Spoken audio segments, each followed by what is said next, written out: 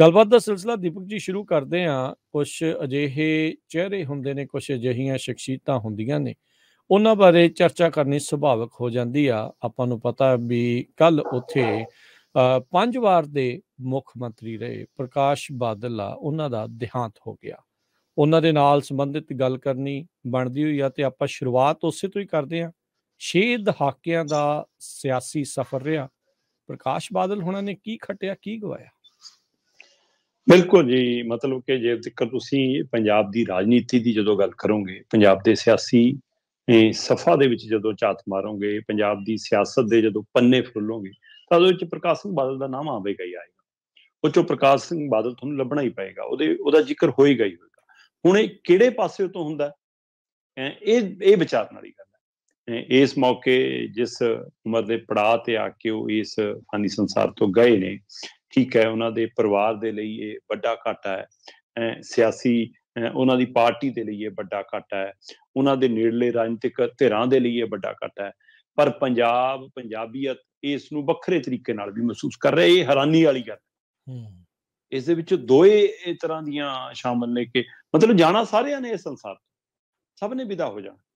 ਸੋ ਇਸ ਲਈ ਪ੍ਰਕਾਸ਼ ਸਿੰਘ ਬਾਦਲ ਦਾ ਜਦੋਂ ਮੈਂ ਸਿਆਸੀ ਮਤਲਬ ਇਸ ਸਫ਼ਰ ਦੇ ਵਿੱਚ ਇਹ ਵਰਤਾਰਾ ਦੇਖਦਾ ਕਿ ਉਹਨਾਂ ਦਾ ਆਉਣਾ ਤੇ ਉਹਦੇ ਵਿੱਚੋਂ ਸਰਪੰਚੀ ਤੋਂ ਸ਼ੁਰੂ ਹੋਣਾ ਤੇ ਪੰਜਾਬ ਦੇ ਮੁੱਖ ਮੰਤਰੀ ਤੱਕ, MLA ਤੋਂ ਲੈ ਕੇ ਮੁੱਖ ਮੰਤਰੀ ਤੱਕ ਜਾਣਾ, ਔਰ ਇੱਕ ਵਾਰ ਨਹੀਂ 5 ਵਾਰ ਬਣਨਾ।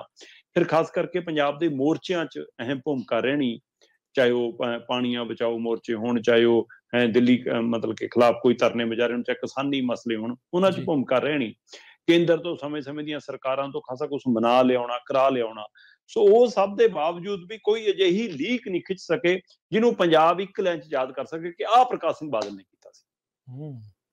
ਮਤਲਬ ਇੰਨਾ ਲੰਬਾ ਸਫ਼ਰ ਤੁਹਾਡਾ ਰਾਜ ਦਾ 3 ਦਹਾਕਿਆਂ 6 ਦਹਾਕਿਆਂ ਦੀ ਤੁਸੀਂ ਗੱਲ ਕਰ ਰਹੇ ਹੋ ਕਿ ਮਤਲਬ ਲਗਭਗ 6 ਦਹਾਕੇ ਦਾ ਮਤਲਬ 60 ਸਾਲ ਤੋਂ ਉੱਪਰ ਤੁਸੀਂ ਰਾਜਨੀਤੀ ਸਫ਼ਰ 'ਚ ਵਿਚਰੇ ਤੇ ਉਹ 60 ਸਾਲਾਂ ਦੇ ਤੁਸੀਂ 5 ਵਾਰ ਪੰਜਾਬ ਦੇ ਮੁੱਖ ਮੰਤਰੀ ਰਹੇ ਹੋ। ਬੇਸ਼ੱਕ ਕਾਰਜਕਾਲ ਹਰ ਵਾਰ ਪੂਰਾ ਨਾ ਹੋਇਆ ਹੋਵੇ, ਪਰ ਪਿਛਲੇ 3 ਕਾਰਜਕਾਲ ਤਾਂ ਬਿਲਕੁਲ ਪੂਰੇ ਹੀ ਨੇ। 1997 ਵਾਲਾ ਕਾਰਜਕਾਲ ਬਿਲਕੁਲ ਪੂਰਾ ਰਿਹਾ, ਉਸ ਤੋਂ ਬਾਅਦ 2007 ਵਾਲਾ, 2012 ਵਾਲਾ। ਸੋ ਇਹ ਕਾਰਜਕਾਲ ਤਾਂ ਲਗਭਗ ਬਿਲਕੁਲ ਪੂਰੇ ਰਹੇ ਨੇ। ਸੋ ਲਗਭਗ 15 ਸਾਲ ਤਾਂ ਬਿਲਕੁਲ ਪੂਰੀ ਤੌਰ ਤੇ ਬਾਕੀ ਫਿਰ। ਸੋ 60 ਸਾਲਾਂ ਦੇ ਰਾਜਨੀਤਿਕ ਸਫ਼ਰ ਤੋਂ ਲੰਮਾ ਸਮਾਂ ਤੁਹਾਨੂੰ ਪੰਜਾਬ ਦੇ ਮੁੱਖ ਮੰਤਰੀ ਬਣਨ ਦਾ ਮੌਕਾ ਮਿਲਿਆ। ਉਹਦੇ ਬਾਵਜੂਦ ਵੀ ਮਤਲਬ ਕਿ ਕੁਛ ਜਿਹਾ, ਬੇਸ਼ੱਕ ਮਤਲਬ ਕਿ ਤੁਸੀਂ ਜੇਕਰ ਆਪਾਂ ਗੱਲ ਕਰੀਏ ਤਾਂ ਪ੍ਰਕਾਸ਼ ਸਿੰਘ ਬਾਦਲ ਨੂੰ ਜਾਂ ਇਹਨਾਂ ਦੀ ਪਾਰਟੀ ਨੂੰ, ਸ਼੍ਰੋਮਣੀ ਅਕਾਲੀ ਦਲ ਨੂੰ, ਪਿੰਡਾਂ ਦੀ ਪਾਰਟੀ ਮੰਨਿਆ ਜਾਂਦਾ ਸੀ, ਕਿਸਾਨਾਂ ਦੀ ਪਾਰਟੀ ਮੰਨਿਆ ਜਾਂਦਾ ਸੀ, ਹੈਨਾ, ਆਮ ਲੋਕਾਂ ਦੀ ਪਾਰਟੀ ਮੰਨਿਆ ਜਾਂਦਾ ਸੀ, ਪੰਥਕ ਮਸਲਿਆਂ ਲਈ ਕੰਮ ਕਰਨ ਵਾਲੀ ਪਾਰਟੀ ਮੰਨਿਆ ਜਾਂਦਾ ਸੀ। ਪਰ ਹੌਲੀ ਹੌਲੀ ਇਹ ਵਰਤਾਰਾ ਉਲਟ ਹੁੰਦਾ ਗਿਆ। ਕੰਪਨੀ ਪਰਿਵਾਰ ਦੀ ਮਤਲਬ ਪਾਰਟੀ ਕੰਪਨੀ ਬਣ ਕੇ ਕੰਮ ਕਰਨ ਲੱਗ ਗਈ, ਪਰਿਵਾਰ ਦੀ ਕੰਪਨੀ ਬਣ ਕੇ ਰਹਿਣ ਲੱਗ ਗਈ ਤੇ ਉਹਦੇ ਵਿਚਾਲੇ ਫਿਰ ਇਹ ਆਉਣ ਲੱਗ ਗਿਆ ਕਿ ਅਸੀਂ ਇਹਨੂੰ CEO ਵਾਂਗ ਚਲਾਵਾਂਗੇ, ਇਹਨੂੰ ਕੰਪਨੀ ਵਾਂਗ ਚਲਾਵਾਂਗੇ, ਹੈਨਾ। ਫਿਰ ਇਹ ਹੁਣ ਪੰਥਕ ਪਾਰਟੀ ਨਹੀਂ ਰਹੀ, ਹੈਨਾ, ਇਹ ਹੁਣ ਸਾਰਿਆਂ ਦੀ ਪਾਰਟੀ ਬਣ ਗਈ ਜੀ। ਹੁਣ ਇਹ ਹਿੰਦੂ ਸਿੱਖ ਏਕਤਾ ਦਾ ਪ੍ਰਤੀਕ, ਹਿੰਦੂ ਸਿੱਖ ਏਕਤਾ ਦਾ ਪ੍ਰਤੀਕ ਅਕਾਲੀ ਦਲ ਔਰ ਭਾਜਪਾ ਦੀ ਗੱਠਜੋੜ ਨਾਲ ਨਹੀਂ ਹੋਣਾ, ਪਰ ਇਹਨਾਂ ਨੂੰ ਇਹ ਲੱਗਦਾ ਸੀ ਕਿ ਇਸੇ ਤਰ੍ਹਾਂ ਸਾਡੀ ਰਾਜਨੀਤੀ ਚੱਲਣੀ। ਸੋ ਇਸ ਲਈ ਉਸ ਨਾਤੇ ਵੀ ਸੋ ਪ੍ਰਕਾਸ਼ ਸਿੰਘ ਬਾਦਲ ਹੋਰਾਂ ਦਾ 5 ਵਾਰ CM, 11 ਵਾਰ MLA, 95 ਸਾਲ ਦੀ ਉਮਰ ਦੇ ਵਿੱਚ ਦੇਹਾਂਤ, ਮਤਲਬ ਜਿਹੜਾ ਫੋਰਟਿਸਟ ਹਸਪਤਾਲ ਹੈ ਉਹ 'ਚ ਲੰਘੀ ਰਾਤ 7:42 ਤੇ ਆਖਰੀ ਸਾਹ ਲਿਆ। ਤੇ ਤੁਸੀਂ ਇਹ ਦੇਖੋ ਕਿ 8 ਦਸੰਬਰ 1927 ਨੂੰ ਆਪਣੇ ਨਾਨਕੇ ਪਿੰਡ ਸ੍ਰੀ ਮੁਕਤਸਰ ਸਾਹਿਬ ਦੇ ਨਾਨਕੇ ਪਿੰਡ ਦੇ ਵਿੱਚ ਹੈ ਨਾ, ਅਬੂਲ ਖੁਰਾਣਾ ਪਿੰਡ ਹੈ ਜਿਹੜਾ, ਉੱਥੇ ਜਨਮ ਹੁੰਦਾ ਤੇ ਚੰਡੀਗੜ੍ਹ ਦੇ ਨਾਲ ਲੱਗਦੇ ਮੋਹਾਲੀ ਦੇ ਇੱਕ ਹਸਪਤਾਲ ਦੇ ਵਿੱਚ 25 ਅਪ੍ਰੈਲ 2023 ਨੂੰ ਦੇਹਾਂਤ ਹੁੰਦਾ। ਤੇ ਅੱਜ ਕਹਿੰਦੇ ਜੀ ਉਹਨਾਂ ਦੇ ਸਰੀਰ ਨੂੰ ਚੰਡੀਗੜ੍ਹ 'ਚ ਜਿਹੜਾ ਅਕਾਲੀ ਦਲ ਦਾ ਦਫ਼ਤਰ ਹੈ ਉੱਥੇ ਰੱਖਿਆ ਜਾਣਾ ਸਵੇਰੇ 10 ਤੋਂ 12 ਵਜੇ ਤੱਕ, ਕਿ 2 ਘੰਟੇ ਲਈ ਇੱਥੇ ਜਿਹੜੇ ਲੋਕ ਨੇ ਉਹ ਆ ਕੇ ਅੰਤਮ ਦਰਸ਼ਨ ਕਰ ਲੈਣ। ਫਿਰ ਉਸ ਤੋਂ ਬਾਅਦ ਬਕਾਇਦਾ ਕਾਫਲਾ ਤੁਰਨਾ, ਮਤਲਬ ਕਿ ਪਿੰਡ ਬਾਦਲ ਕੰਨੀ ਨੂੰ, ਤੇ ਇਹਦੇ ਵਿੱਚ ਬਕਾਇਦਾ ਤੈਅ ਸ਼ਡਿਊਲ ਹੈ ਜੀ ਕਿ ਇੱਥੋਂ ਤੁਰ ਕੇ ਰਾਜਪੁਰੇ, ਫਿਰ ਪਟਿਆਲੇ, ਫਿਰ ਸੰਗਰੂਰ, ਫਿਰ ਬਰਨਾਲਾ, ਫਿਰ ਰਾਮਪੁਰਾ ਫੂਲ, ਤੇ ਇੱਥੋਂ ਹੁੰਦੇ ਫਿਰ ਬਠਿੰਡੇ ਤੇ ਫਿਰ ਪਿੰਡ।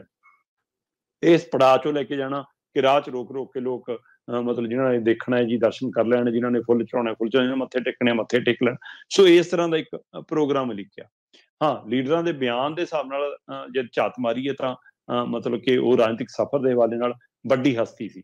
ਸੋ ਨਰਿੰਦਰ ਮੋਦੀ ਨੇ ਦੁੱਖ ਪ੍ਰਗਟਾਇਆ, ਭਾਰਤ ਦੇ ਰਾਸ਼ਟਰਪਤੀ ਨੇ ਦੁੱਖ ਪ੍ਰਗਟਾਇਆ, ਪੰਜਾਬ ਦੇ ਮੁੱਖ ਮੰਤਰੀ ਨੇ ਅਫਸੋਸ ਪ੍ਰਗਟਾਇਆ, ਰਾਹੁਲ ਗਾਂਧੀ ਨੇ ਅਫਸੋਸ ਪ੍ਰਗਟਾਇਆ, ਲਾਲ ਕ੍ਰਿਸ਼ਨ ਅਡਵਾਨੀ ਦਾ ਸੁਨੇਹਾ ਆ ਰਿਹਾ, ਸੋ ਇੱਧਰ ਰਾਜਨਾਥ ਸਿੰਘ ਹੋਰਾਂ ਦਾ ਸੁਨੇਹਾ ਆ ਰਿਹਾ, ਸੋ ਹੋਰ ਪਾਰਟੀਆਂ ਦੇ ਮਤਲਬ ਪੰਜਾਬ ਦੀਆਂ ਵੱਖ-ਵੱਖ ਧਿਰਾਂ ਦੇ ਪਾਰਟੀਆਂ ਦੇ ਕੈਪਟਨ ਅਮਰਿੰਦਰ ਦਾ, ਸਾਰਿਆਂ ਦੇ ਸੁਨੇਹੇ ਆ ਗਏ, ਸ਼ੋਕ ਸੁਨੇਹੇ ਆ ਗਏ।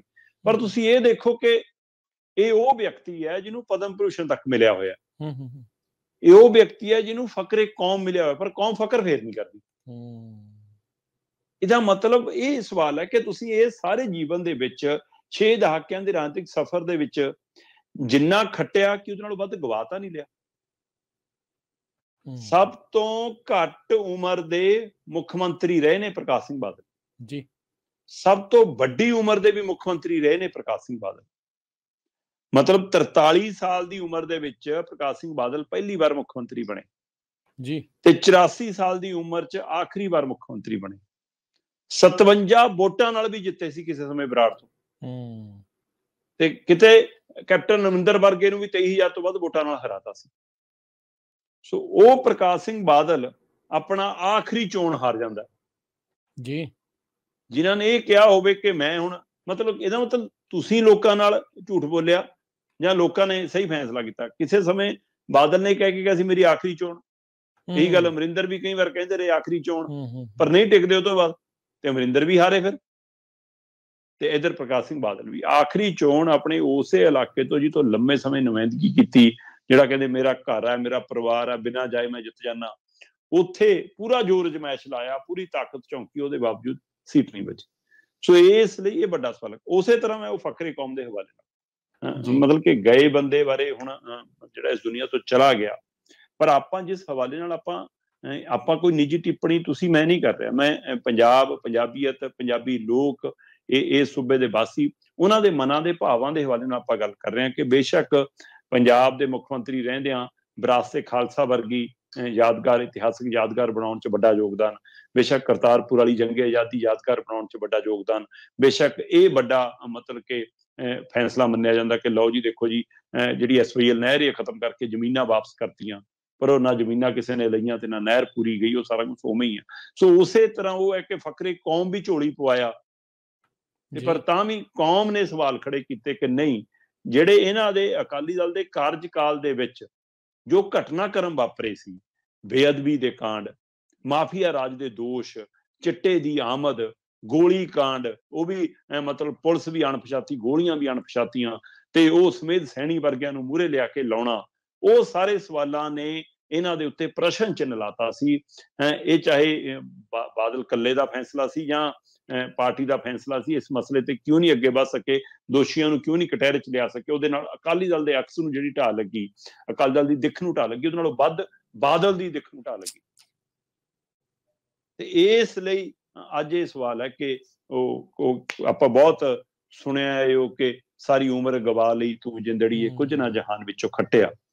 ਸੋ ਜਦੋਂ ਆਪਾਂ ਬੈਠ ਕੇ ਵਿਚਾਰ ਕਰਦੇ ਹਾਂ ਕਿ ਆਪਾਂ ਲੈ ਕੇ ਕੀ ਜਾ ਰਹੇ, ਬੇਸ਼ੱਕ ਮਤਲਬ ਕਿ ਜੇਕਰ ਅਸੀਂ ਅੱਜ ਕੱਲ੍ਹ ਦੁਨਿਆਵੀ ਜਿਹੇ ਮਾਹੌਲ 'ਚ ਜੀ ਰਹੇ ਹਾਂ ਨਾ ਰਾਜਕਰਨ ਜੀ, ਉਹੇ ਜਿਹੇ ਮਾਹੌਲ ਦੇ ਵਿੱਚ ਅੱਜ ਜੇਕਰ ਇਕੱਠ ਨੂੰ, ਅੱਜ ਜੇਕਰ ਟਵੀਟ ਨੂੰ, ਅੱਜ ਜੇਕਰ ਫੁੱਲਾਂ ਨੂੰ, ਅੱਜ ਜੇਕਰ ਸ਼ਰਧਾਂਜਲੀਆਂ ਨੂੰ, ਅੱਜ ਭੋਗ ਤੇ ਆਈ ਸੰਗਤ ਦੀ ਗਿਣਤੀ ਕਰਕੇ ਤੁਸੀਂ ਸਮਝਦੇ ਹੋ ਕਿ ਸਾਡੀ ਮਹਾਨਤਾ ਹੈ, ਫਿਰ ਇਹ ਕਿਸੇ ਦੀ ਵੀ ਹੋ ਸਕਦੀ, ਇਹੋ ਜਿਹਾ ਇਕੱਠ ਕਿਤੇ ਵੀ ਹੋ ਸਕਦਾ, ਇਹ ਪੈਮਾਨਾ ਨਹੀਂ ਹੈਗਾ। ਸੋ ਇੱਕ ਲੋਕ ਲਹਿਰ, ਲੋਕ ਪੀੜ, ਆਪ ਮਹਾਰੇ ਇੱਕ ਦਰਦ ਵਿਅਕਤੀ ਦੇ ਜਾਣ ਦਾ, ਸੋ ਉਹ ਜਿਹੜਾ ਵਿਛੋੜਾ ਸ਼ਾਇਦ ਅੱਜ ਤੋਂ 10 ਸਾਲ ਪਹਿਲਾਂ ਜੇ ਰੱਬ ਨਾ ਕਰੇ ਇਹ ਦਿਨ ਵਾਪਰੇ ਹੁੰਦਾ ਤਾਂ ਸ਼ਾਇਦ ਹੋਰ ਦਿੱਖ ਹੁੰਦੀ, ਅੱਜ ਕੁਛ ਹੋਰ ਹੈ। ਸੋ ਇਸ ਲਈ ਇਹ ਸਥਿਤੀ ਦੇ ਬਾਰੇ ਮੈਨੂੰ ਲੱਗਦਾ ਅਕਾਲੀ ਦਲ ਨੂੰ ਵੀ ਸੋਚਣਾ ਚਾਹੀਦਾ। ਮੈਂ ਇਹ ਕਹਿਣਾ ਕਿ ਬਾਦਲ ਪਰਿਵਾਰ ਤਾਂ ਸੋਚੇ, ਅਕਾਲੀ ਦਲ ਸੋਚੇ, ਪਰ ਜੇਕਰ ਉਹਨਾਂ ਨੇ ਫਿਰ ਵੀ ਗਿਣਤੀਆਂ ਦੇਖਣੀਆਂ ਕਿ ਇੰਨੀਆਂ ਪਲੇਟਾਂ ਲੱਗੀਆਂ ਹੈ ਨਾ, ਇੰਨੇ ਲੋਕ ਪ੍ਰਸ਼ਾਦਾ ਛਕ ਕੇ, ਇੰਨੇ ਨੋਟ ਚੜੇ, ਇਹਦਾ ਮਤਲਬ ਇੰਨਾ ਮੱਥਾ ਟਿਕਿਆ, ਇੰਨੇ ਲੋਕ ਆ ਗਏ, ਸੋ ਜੇਕਰ ਏਦਾਂ ਗਿਣਤੀਆਂ ਕਰਨੀਆਂ, ਇੰਨੇ ਕੁਆਂਟਲ ਆਟੇ ਦਾ ਅਸੀਂ ਦੇਗ ਬਣਾਈ ਜੀ, ਇੰਨਾ ਪ੍ਰਸ਼ਾਦ ਲੱਗਿਆ, ਇਹਦਾ ਮਤਲਬ ਇੰਨੇ ਲੋਕਾਂ ਨੇ ਛਕਿਆ, ਜੇ ਇਹ ਗੁਣਾ ਘਟਾ ਕਰਕੇ ਕੱਢਣਾ ਫਿਰ ਤਾਂ ਬਹੁਤ ਮਹਾਨ ਨੇ, ਫਿਰ ਤਾਂ ਬਹੁਤ ਵੱਡੇ ਲੀਡਰ, ਠੀਕ ਹੈ ਨਾ। ਪਰ ਜੇਕਰ ਕੱਲੇ ਕੱਲੇ ਪੰਜਾਬੀ ਦਾ ਮਨ ਪੜਨਾ, ਫਿਰ ਇਹ ਵਿਚਾਰਨਾ ਪਊਗਾ ਕਿ ਅਸੀਂ ਇਸ ਫਾਨੀ ਸੰਸਾਰ ਤੋਂ ਜਾਣ ਲੱਗੇ ਕੁਝ ਖੱਟਿਆ ਜਾਂ ਅਸੀਂ ਕਿੰਨਾ ਕੁਛ ਗਵਾ ਵੀ ਲਿਆ। ਸੋ ਇਸ ਲਈ ਆਖਰੀ ਚੋਣ ਤੱਕ ਹਾਰਨਾ, ਲੋਕਾਂ ਦੇ ਮਨਾਂ ਚੋਂ ਅਕਾਲੀ ਦਲ ਦਾ, ਬਾਦਲ ਪਰਿਵਾਰ ਦਾ ਉਤਰ ਜਾਣਾ, ਸਵਾਲ ਖੜੇ ਹੋਣਾ ਉਹਨਾਂ ਦੇ ਅਕਸ ਨੂੰ, ਉਹਨਾਂ ਦੀ ਕਾਰਗੁਜ਼ਾਰੀ ਨੂੰ, ਉਹਨਾਂ ਦੇ ਕਿਰਦਾਰ ਨੂੰ, ਉਹਨਾਂ ਦੀ ਭੂਮਿਕਾ ਨੂੰ, ਪੰਜਾਬ ਪੱਖੀ ਨੂੰ। ਕੋਈ ਕਹਿੰਦਾ ਬੀਜੇਪੀ ਦੀ ਝੋਲੀ ਪਾਤਾ, ਕੋਈ ਕਹਿੰਦਾ ਸੰਘ ਦੀ ਝੋਲੀ ਪਾਤਾ, ਕੋਈ ਕਹਿੰਦਾ ਕਿ ਹਿੰਦੂ ਰਾਸ਼ਟਰ ਬਣਾਉਣ 'ਚ ਯੋਗਦਾਨ ਪਾਤਾ। ਕਿੰਨੇ ਤਰ੍ਹਾਂ ਦੇ ਸਵਾਲ ਖੜੇ ਹੋਏ।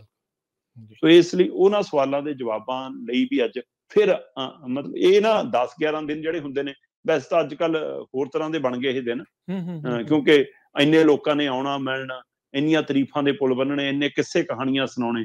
ਬੇਸ਼ੱਕ ਇਹ ਆਮ ਬੰਦੇ ਦਾ ਬਸ ਦਾ ਰੋਗ ਨੀਗਾ ਕਿ 11 ਵਾਰ ਐਮਐਲਏ ਬਣਨਾ, 5 ਵਾਰ ਮੁੱਖ ਮੰਤਰੀ। ਬੰਦੇ ਦੇ ਅੰਦਰ ਕੁਛ ਤਾਂ ਹੈ ਜੀ, ਇਹਦੇ ਵਿੱਚ ਕੋਈ ਦੋ ਰਾਏ ਨਹੀਂ। ਪਰ ਉਸ ਨੂੰ ਅੱਜ ਜਿਵੇਂ ਇਹ 10-11 ਦਿਨ ਜਦੋਂ ਘਰੇ ਅਖੰਡ ਪਾਠ ਸਾਹਿਬ ਦਾ ਪ੍ਰਕਾਸ਼ ਹੋਣਾ, ਪਾਠ ਚੱਲਣਾ, ਤਾਂ ਲੋਕਾਂ ਨੇ ਦੁੱਖ ਪ੍ਰਗਟਾਉਣਾ ਹੋਣਾ, ਉਹ 'ਚ ਜੇਕਰ ਕਿਸੇ ਕਹਾਣੀਆਂ 'ਚ ਲੰਘਾ ਦੇਣਾ ਫਿਰ ਕੋਈ ਫਾਇਦਾ ਨਹੀਂ। ਮੈਨੂੰ ਲੱਗਦਾ ਇਹ 11 ਦਿਨ ਬਾਚਣ ਦੇ ਦਿਨ ਹੁੰਦੇ ਨੇ, ਆਪਣੇ ਆਪ ਨੂੰ ਸਮਝਣ ਦੇ, ਆਪਣੇ ਆਪ ਨੂੰ ਪਹਿਚਾਨਣ ਦੇ, ਗਈ ਸ਼ਖਸੀਅਤ ਬਾਰੇ, ਉਹਦੀਆਂ ਖਾਮੀਆਂ, ਉਹਦੇ ਗੁਣ ਪਹਿਚਾਨਣ ਦੇ, ਉਹ 'ਚੋਂ ਕੀ ਰੱਖਣਾ, ਕੀ ਬਾਹਰ ਕਰਨਾ ਘਰੋਂ ਬਾਹਰ, ਉਹਦੇ ਬਾਰੇ ਸੋਚਣ ਦਾ ਇਹ ਸਮਾਂ ਹੁੰਦਾ ਹੈ। ਜੇਕਰ ਇਹਦੇ ਬਾਰੇ ਅਕਾਲੀ ਦਲ, ਇਹਦੇ ਬਾਰੇ ਪਾਰਟੀ, ਇਹਦੇ ਬਾਰੇ ਪਰਿਵਾਰ, ਇਹਦੇ ਬਾਰੇ ਸ਼੍ਰੋਮਣੀ ਕਮੇਟੀ ਵਿਚਾਰ ਲਵੇ ਤਾਂ ਸ਼ਾਇਦ ਮੁੜ ਕੇ ਕਿਸੇ ਲੀਹ ਤੇ ਚੜ ਜਾਣ। ਜੇਕਰ ਹੁਣ ਇਸ ਘਟਨਾ ਦਾ ਸਿਰਫ ਜਲੰਧਰ ਜਿਮਨੀ ਚੋਣ ਨਾਲ ਜੋੜ ਕੇ ਦੇਖਣਾ ਕਿ ਅਸੀਂ ਉਹ ਜਿਮਨੀ ਚੋਣ ਦਾ ਫਾਇਦਾ ਲੈਣਾ, ਤਾਂ ਫਿਰ ਸਵਾਲ ਉੱਥੇ ਹੀ ਖੜਾ ਹੈ ਕਿ ਹਿਸਾਬ ਲਾ ਲਿਓ ਭਾਈ ਕੀ ਖੱਟਿਆ ਤੇ ਕੀ ਹੋਇਆ। ਜੀ ਜੀ, ਬਿਲਕੁਲ ਦੀਪਕ ਜੀ, ਲੋਕ ਅੰਦਰ ਖਾਤੇ ਜਾਣਦੇ ਨੇ, ਅੰਦਰ ਖਾਤੇ ਜਿਹੜੇ ਉਹ ਦੇਖਦੇ ਨੇ। ਨੋ ਡਾਊਟ ਇੱਕ ਵੱਡੀ ਸ਼ਖਸੀਅਤ ਦਾ ਦੇਹਾਂਤ ਹੋਇਆ ਆ, ਪਰ ਲੋਕ ਨਾਲ ਦੇ ਨਾਲ ਦੇਖਦੇ ਵੀ ਆ ਵੀ ਕੀ ਖੱਟਿਆ ਤੇ ਕੀ ਖਵਾਇਆ।